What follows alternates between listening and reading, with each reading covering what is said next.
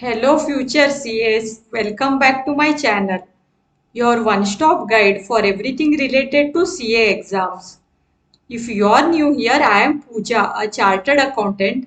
I have an experience of working for Ernst& Young and KPMG, and I help CA aspirants like you succeed with practical tips, strategies and support. So recently, the ICI revealed some of the in-day specific errors committed by the students in the past exam. So in this video, I have summarized those errors with an example each. So please watch the video till the end and also note down these errors so that you do not commit these mistakes in your exams and you do not lose your precious marks. If you are new to my channel, please subscribe. Every subscription works like a motivation for me and it makes my day. So guys, when you visit my channel in the playlist section, you can see there is a separate playlist for CA final exam. And there is also playlist for CA final auditing, CA final AFM. And also there is a playlist for this case scenario booklet where I'll be adding more videos by solving the case scenario questions. There is also a playlist as CA GPT for students. In this I have made some videos demonstrating different techniques in which you can use CA GPT while preparing for your CA exams. So please visit my channel and you can watch all of these videos. So let's start the video. So the first error was regarding an error committed by the students in Ind AS 23, that is borrowing cost. So when we talk about Ind AS 23 borrowing cost, there is a small but an important point which you need to remember. Suppose a company takes a specific loan for constructing a qualifying asset and the loan is disbursed in 2 or 3 installments. You might think that the interest, that is the borrowing cost, should be calculated only from the time each installment is actually used for construction. But no, Ind AS says the borrowing cost is to be calculated on the entire loan amount right from the beginning. That is from the date the loan was taken and not from the date when the installments are utilized. So the key idea here is once the specific loan is taken, the entire loan starts attracting borrowing cost from day one, regardless of when the money is actually spent. So let us try to understand this with the help of an example. So suppose a company takes a specific loan of rupees 30 lakhs on 1st April 2021 for constructing a qualifying asset and the bank disburses the loan in 3 installments of 10 lakh each in April, July and October, and the interest rate is 10% per annum. So now if you are thinking the interest should be charged as follows. On 10 lakhs from April, on 10 lakhs from July and on 10 lakhs from October. But the Ind AS 23 does not allow this. Instead it says as follows. The loan of rupees 30 lakh is considered as borrowing in full on 1st April itself and the interest is charged on the entire 30 lakhs right from the beginning of the period. So let's see the computation of the borrowing cost. So the interest, that is the borrowing cost for the year, will be as follows. Rupees 30 lakh into 10%, which is equal to 3 lakh. And not just the proportionate interest on installments. So the key takeaway here is under Ind AS 23, for specific borrowings, the whole loan amount is assumed to be borrowed upfront and the borrowing cost is computed accordingly, even if the disbursement is in parts. So the next error is relating to Ind AS 1, presentation of financial statements. So when we study Ind AS 1, presentation of financial statements, along with Division 2 of Schedule 3 to the Companies Act 2013, there is an important point about liabilities. So let's see what this point is. Suppose a company has a non-current liability Let's say a term loan that is repayable over 5 years. Now out of that, if a portion, let's say 1 year's installment is due for repayment within 12 months from the reporting date, then that part should not remain under non-current liability.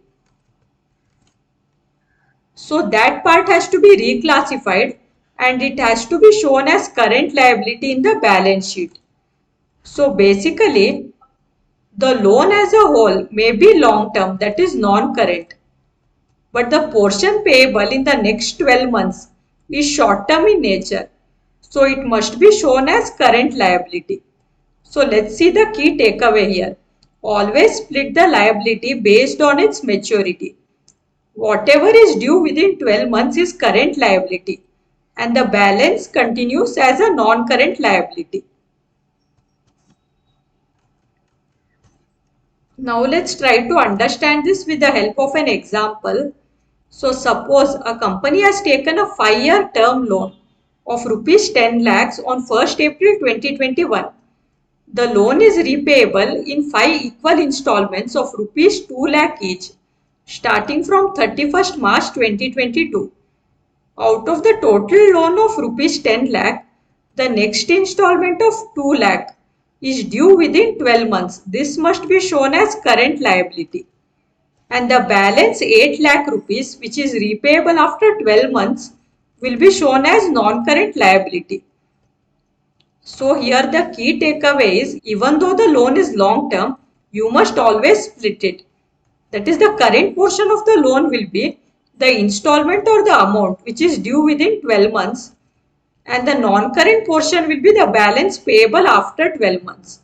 So this makes the financial statement more accurate and useful for the stakeholders. So the next error is relating to Ind AS 16, that is property, plant and equipment. So when we look at Ind AS 16, there is a common misunderstanding among students. So let's see what it is. Suppose a company exchanges one machine for another. Many of them think that in such cases, the fair value of new asset received should be taken as the cost of the new asset. But that's not correct. The standard is very clear about this. The cost of an asset means the cash or cash equivalent or the fair value of the consideration given to acquire it. So when two assets are exchanged and the fair value of both the given asset and the received asset is equally evident, the Ind AS 16 para 26 and para 6 says as follows. The cost of the new asset will be based on the fair value of the asset given up and not the fair value of the asset received. So the takeaway here is, when a PPE is acquired in exchange, always look at what you are giving up. The fair value of the asset given up is equal to the cost of the asset acquired. So let us try to understand this with the help of an example. A company exchanges machine A. The carrying amount is rupees 4,20,000 and the fair value is rupees 5 lakh.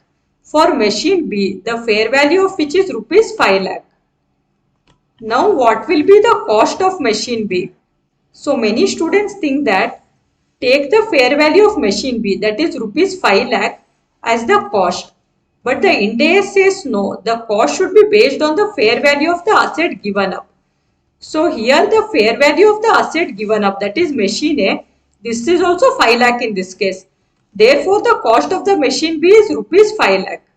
So the key takeaway here is, when exchanging PPE, always measure the new asset at the fair value of the asset you gave away and not the fair value of the asset you have received. So the next commonly committed error relates to Ind AS 36, that is impairment of assets.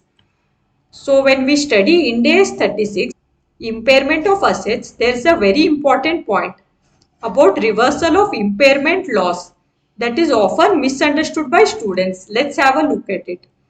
So suppose an asset was impaired in an earlier year and later on circumstances improve and the asset's recoverable amount increases, In such a case, yes, you are allowed to reverse the impairment loss. But remember this key restriction. The reversal cannot take the asset's carrying amount above the level it would have been if no impairment loss had ever been recognized. That is after adjusting for depreciation or amortization. So if the value increases beyond the limit, the extra increase is not impairment reversal. Instead, it will be treated as a revaluation under the appropriate standard, like Ind AS 16 for PPE or Ind AS 38 for intangible asset. So the common exam mistake committed here is most of the students stop at impairment reversal and they forget that any further increase should be routed as a revaluation. This is where the examiners usually trap the students. So be very careful about this mistake. So let us try to understand this with the help of an example. So suppose cost of machinery is rupees 1 lakh, useful life is 10 years and straight line depreciation method is followed. That is depreciation is rupees 10,000 per annum. Step number 1 before impairment. So after 3 years carrying amount if no impairment will be rupees 1 lakh minus 30,000 depreciation which is equal to rupees 70,000. Now let's see if the impairment occurs at the end of 3 years. So suppose the recoverable amount is rupees 50,000. So impairment loss will be 70,000 minus 50,000 is equal to 20,000. So the new carrying amount will be 50,000.